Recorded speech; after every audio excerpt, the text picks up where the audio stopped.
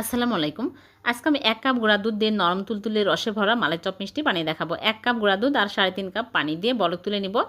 ভালোভাবে বলক তুলে তারপরে ২ টেবিল চামচ ভিনেগার, ২ টেবিল চামচ পানি মিক্স করে দিয়ে ছানা কেটে নিলাম। এখন সাথে আমি ছানা ধুয়ে তারপরে ঝুলিয়ে রাখবো ১ ঘন্টা। ১ ঘন্টা পর প্লেটের মধ্যে নিয়ে ভালো করে মথে নিব।